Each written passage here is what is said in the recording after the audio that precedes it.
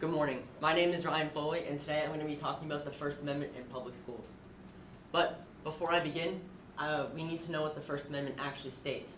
So in exact terms, it says, Congress shall make no law respecting an establishment of religion or prohibiting the free exercise therefor, or abridging the freedom of speech and the press, and the right of the people to peacefully to assemble and to petition the government for a readiness of grievances. But specifically today we're going to be focusing on the freedom of speech and the freedom of expression.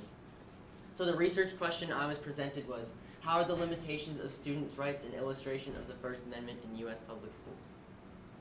So why do schools restrict rights? There are two main reasons as to why schools actually have to do this.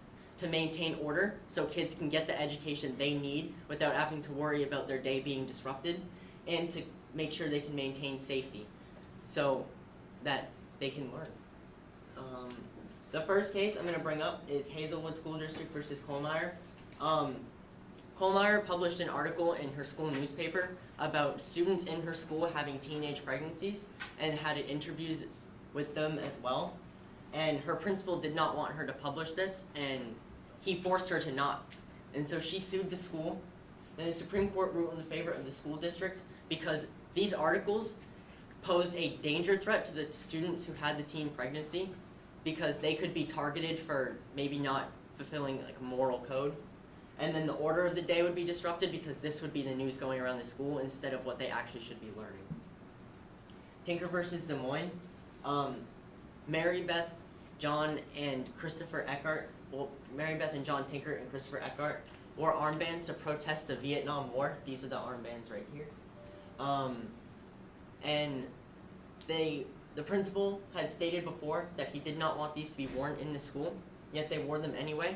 The principal asked one time for them to be removed. The students wouldn't remove them, so he suspended them from school until after New Year.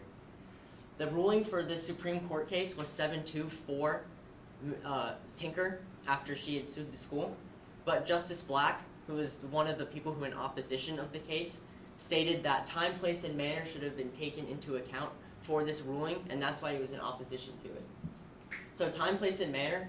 Time is when you're speaking. So time is when you're speaking. So say that you're in the middle of class, and a teacher's attempting to give a lecture about Pythagorean theorem, and you're talking about why Trump is a bad president. That's not the right time for you to be making those statements. A school is no place for political, provocative, or offensive speech in any way. You're there to learn, and that's pretty much it. The manner, how you're speaking, you don't want to be, if you can have ideals, but don't, so this is, the manner they're speaking is being loud and with posters, and not in school. So my solution is schools can restrict rights, but they must have the circumstances clearly outlined somewhere. And so my impact with this would be school dress code policies. And dress code policies would have to be updated in order to have specifics as to, for example, what is mid-thigh. There was a West 2 News article stating that in Osceola County, a mother sued the school district because her daughter was sent home from school because her shorts were shorter than mid-thigh. The mother's definition and the school's definition of mid-thigh were very different. And so if we have the circumstances clearly outlined, we can avoid this situation in the future. And also with Tinker versus Des Moines and Kuhlmeier versus Hazelwood School District, the parents were the ones who had to sue the school district, not the students. So the parents would be understanding as to why their students were suspended or why they couldn't have their article published, because all of these things are clearly outlined. And thank you. What are your questions?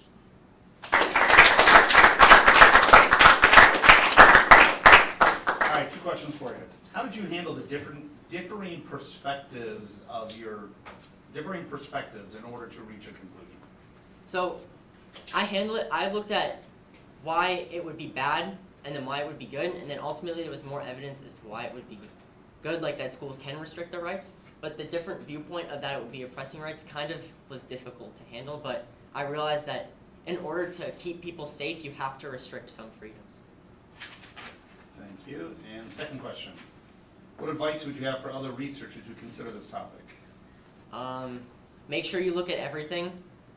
Don't just stick to one source.